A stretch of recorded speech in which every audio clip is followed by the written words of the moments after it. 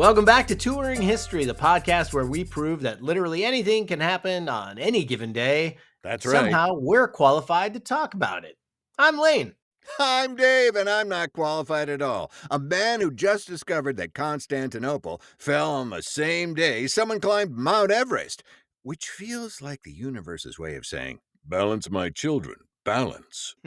Speaking of balance, Yes. today's episode is brought to you by Legends Athletic Wear at Ooh. legends.com. Yes, comes with its own smell sensor. Legendary. Because whether you're conquering mountains or just conquering your morning jog, you need gear that won't give up on you before you give up on yourself. Right, Dave? That's right, Lane. To be honest, happens faster than we'd like to admit. But first, hey, let's celebrate some people who didn't give up on being born. Oh, yes. Birthdays worth mentioning. May 29th gave us some genuinely impressive humans, starting with John F. Kennedy in 1917. Wow. A president so charismatic that even his failures somehow looked presidential. That's right. Also born today, LaToya Jackson in 1956. I wonder how they gave her that name. LaToya, you're a toy, who proved that being the other Jackson, Tito, you're not real, is still being a Jackson, which is more than most of us can say about our families, right, Lane? I think so, yes. And Melissa Etheridge arrived in 1961, giving us rock music with actual substance, and Annette Bening in 1958, who somehow made being married to Warren Beatty look like a reasonable life choice. Yeah, well, when was he born? 1942? Yes. And Carmelo Anthony in 1984, a basketball player so good at scoring that he made an entire generation of New Yorkers believe the Knicks might actually win something. Ha, well, they are in the playoffs this year. Spoiler alert, they didn't. Oh, well, we'll see what happens. Happy birthday to all of them, and may they continue to wear comfortable, high-quality athletic wear from Legends.com during their birthday workouts. That's right. Now, let's travel back to 1453. Ooh, All the way back then? That's a long time ago, Lane, when Constantinople fell to the Ottoman Empire on May 29th. How did they nail that date? This was basically the end of the Byzantine Empire, which had been hanging on for over 1,000 years, like that friend who insists, yeah, I'm almost ready to leave at every party. The siege lasted 53 days, which in medieval terms was basically a Netflix binge. Sultan Mehmed II finally broke through the walls, and suddenly the center of Eastern Christianity became the center of the Ottoman Empire. Wow, 53 days after 1,000 years. It's like we're banging on your door and we're coming through. This event effectively ended the Middle Ages. Wow. And kicked off the Renaissance. Proving that sometimes the best way to start something new is to definitively end something really, really old. It's like cleaning out your closet, except with cannons and the fate of civilizations hanging in the balance. That's right. Tuesday this year. Oh, my old pair of gym socks. Out. Well, speaking of finally showing up, let's jump to 1790. Not that long ago in Ottoman years, when Rhode Island became the last of the original 13 colonies to ratify the U.S. Constitution. They held out for 3 years, which is either an impressive dedication to principle or the political equivalent of being fashionably late. Yeah, Rhode Island was basically that person who reads every single term of service agreement before clicking accept. Annoying? Yes! But also probably smart, considering they were agreeing to be part of a country that hadn't quite figured out what it wanted to be yet. That's right. Hold on a second. I haven't finished with this sentence. All right, I'm almost done. Oh, wait, there's one more thing I haven't read. Oh, my God, this is going on forever. They finally ratified it by just 2 votes. I wonder who those 2 were. Let's just send them out for, something to eat. Which means American history was nearly very different because of what amounts to a group project where 2 people actually did the reading. Yeah, those guys, the Rhode Islanders, read the directions. Like, don't pull into a service station and say, listen, my glove compartment won't open. Do you think you can help me? Yeah, hold on a second. Let me just get out the directions here. Then, speaking of states that show up late, fast forward to 1848 when Wisconsin becomes the 30th state, because Gee, apparently in America in the 1840s was like a really successful MLM scheme that was just continuing to expand. what is an MLM scheme? Multi level marketing, Dave. Oh, right. I passed that test, I You think. know, you buy a bunch of product that's supposed to be amazing and you're Right. funding your own inventory, and then you go get people that are friends to sell for you, and you share some of that revenue that they generate, and it all flows down like a pyramid. Oh, I love scams like that. Wisconsin brought us cheese, beer, and the Green Bay Packers. That's right, Vince Lombardi, proving that sometimes the best things come from places where the weather makes you question your life choices for 6 months of the year. Ooh, cold. But they heat that field lane. They joined right in the middle of the Mexican American War, which was perfect timing because nothing says we're ready for statehood like joining during an active military conflict. That's right. Sign me up. Oh, wait a minute. Can we wait a couple of years? I'm not quite ready for this. But before we climb any mountains, let's pause at 1886 when the first Coca-Cola advertisement was published. This was humanity's first step towards convincing people they needed something they definitely didn't need, but absolutely wanted, like sugar water. Yes. The ad claimed Coca Cola was delicious, refreshing, exhilarating, invigorating, which is either the most honest advertising copy ever written or the beginning of our modern relationship with caffeine based optimism. I think the latter. Little did they know they were creating a template for every energy drink commercial that would follow, including the ones that somehow convince us that drinking sugar water will make us better at extreme sports. Let me have one more. Let me have one more. Unlike Coca Cola ads, when Legends Athletic Wear says their gear is performance enhancing, they mean it actually helps you perform better, not just feel temporarily invincible. Oh, and it fits so well, Lane. I Moving to know. 1913, Stravinsky's The Rite of Spring premiered in Paris, and it literally caused a riot. Ha! How do you like that? Not metaphorically speaking, literally. People were so upset by modern classical music that they started fighting each other. Ugh! Wow. Wow! This was before Twitter, so when people hated your artistic expression, they had to physically assault each other in person. It was a more committed time. True, the piece was so revolutionary that audiences couldn't handle it, which is kind of strange. Why don't you just turn it off or leave the room? Which makes you wonder what those people would think of modern music where someone can become famous for 15 seconds on TikTok. Ooh, Although, to be fair, Stravinsky's music is still played today, while that's most right. TikTok songs have the lifespan of mayonnaise in the sun. Ooh, bad shelf life there. So now we get to May 29th, 1953, when Sir Edmund Hillary, I guess he wasn't Sir yet, and Tenzing Norgay became the first people to reach the summit of Mount Everest, accomplishing something that makes all of our daily complaints about stairs seem, well, pathetically inadequate. They climbed 29,032 feet, which is basically the height of 5.5 Empire State Buildings stacked on top of each other, except covered in ice and with significantly less oxygen. That's right. Hillary famously said they climbed it because, well, it was there.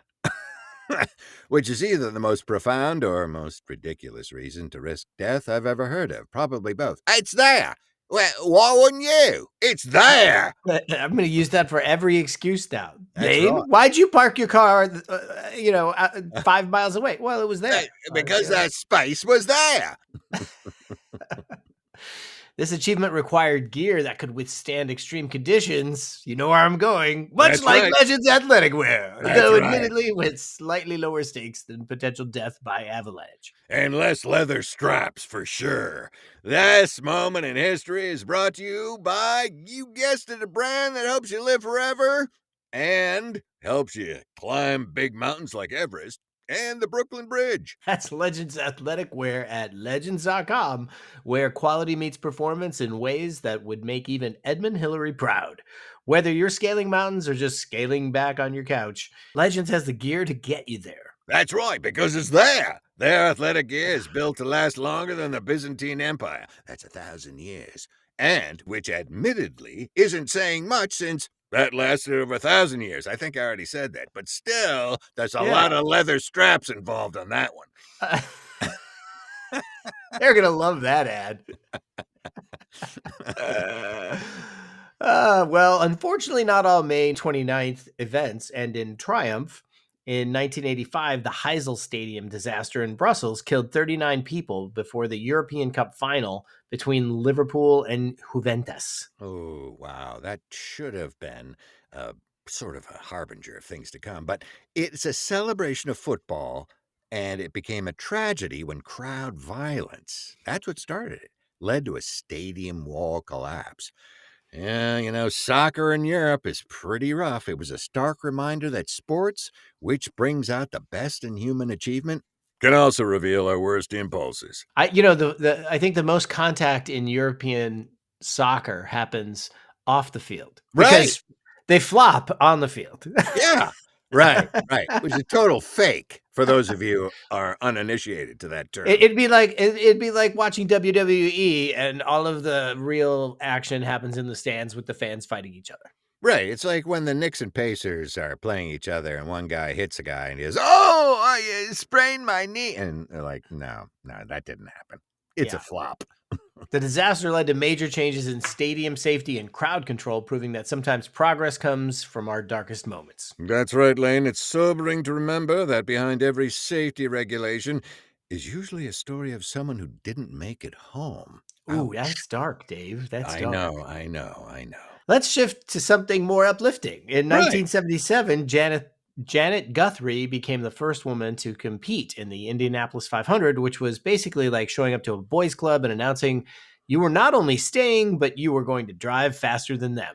That's right. It's like you and me showing up to, well, a baking contest, and we're the only guys. And they're like, no, you haven't got a chance. She finished 29th out of 33 cars, which sounds unimpressive until you realize she was dealing with mechanical problems, inadequate funding, and probably a fair amount of people hoping she'd fail. Ah, get her out of there! Poor dear. Guthrie paved the way for future women in racing, proving that competence behind the wheel has nothing to do with what's between your legs and Oh, everything to do with what's between your ears.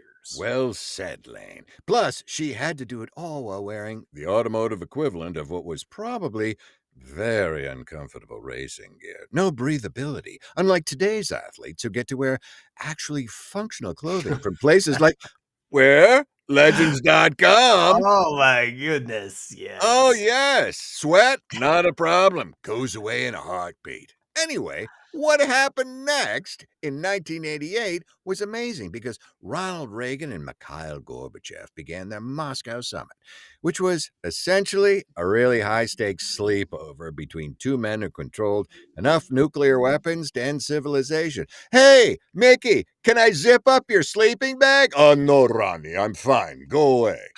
I like I like you're calling him Mickey. I'm sure he would have loved that. Mickey! Ronnie. I'll call you Ronnie, right? No. But I'll call you Mickey. This was Reagan's first visit to Moscow as president, and it happened during the final year of his presidency, proving that sometimes the best diplomacy happens when you're already thinking about retirement. It's true. They discussed arms control, legs control, human rights, and probably shared some awkward small talk about the weather. Man, it's cold here, isn't it, Mickey? Ha! Because what do you say to someone when you're both trying to avoid actually starting World War III? What's Yeah. this button do? Don't push that, Ron, please. I'm guessing they watched Genesis's Land of Confusion video with the Oh, puppets. Do you remember that? yeah, yeah. Nuclear war is a much lighter topic when you watch some puppets That's right. act it out to a Genesis song. I Look see it up, what they're kids. doing. The So summit helped move solidify the end of the Cold War, which is impressive considering it started with two countries pointing missiles at each other and ended with relatively polite conversation. Thank God they had manners, right? Moving to 1999, Olusegun Obasanjo was inaugurated as Nigeria's president, marking the return to civilian rule after years of military government. This was essentially Nigeria saying, hey, you know what? Let's try this democracy thing again. Please. Obasan Obasanjo? That's how you said it, right? Yeah, Obasanjo yeah. or Obajanjo? Whatever. Play the banjo, Yeah, had the unique distinction of being both a former military ruler and now a democratically elected president, which is like being both the person who breaks up the party and the person who gets elected to restart it. that's right. It's me again. His inauguration represented hope for Nigeria, its most populous nation in Africa, proving that sometimes the best qualification for leadership is having seen what happens when leadership goes wrong. Oops. Do over. Yeah. We know do-overs, don't we? Yes, Okay. Moving forward to 2004, the National World War II Memorial was dedicated in Washington, D.C., honoring the 16 million Americans who served and the more than 400,000 who died during the war. yeah, the memorial took 17 years to complete. That's a long time, which seems like an eternity, but the war actually lasted a lot longer, and these people saved the world from fascism. Uh, no, I don't think so. They probably deserve something that took a while to get it right. They saved the world from that big guy, well, a little guy with a little mustache who had a power thing. A little bit of a power thing. It features fountains, bronze sculptures, and 4,000 gold stars representing the fallen, creating a space where visitors can contemplate sacrifice that most of us can barely comprehend. It's true. The dedication reminded Americans that freedom, it's a cliche, but it isn't free, which is both a cliche and the most important truth we have. Did I You're say it was a getting cliche? you're getting ahead of your own script there. I know. Finally, we reached 2020 when Derek Chauvin was arrested for the murder of George Floyd 4 days after Floyd's death sparked nationwide protests. Yeah, this arrest came after millions of people demanded accountability, proving that sometimes justice requires not just evidence, but public pressure and sustained attention. The case became a symbol of the broader struggle for racial justice in America, showing how individual actions can represent systemic problems. Boy, that's for sure. It's a reminder that history isn't just something that happens in the past, it's something we're all actively creating every day, whether we realize it or not. Ooh, you're deep again, Dave. I know. Deep and dark Dave Deep and on dark May Dave here on May 29th. 29th. That's May 29th throughout history. Empires falling, mountains conquered, barriers broken, and justice sought. It's been everything from triumphant to tragic, which is basically humanity in a nutshell. Well, thanks for joining us on this journey through time. Sponsored by Legends Athletic Wear at legends.com. Whether you're making history or just making it through your workout, make sure you're dressed for the occasion. Until next time, remember that every day is history in the making, so try not to mess it up too badly. That's right. Try to dress it up with legends. I'm Dave, I'm Lane, and and this has this has been been Touring Touring History. History.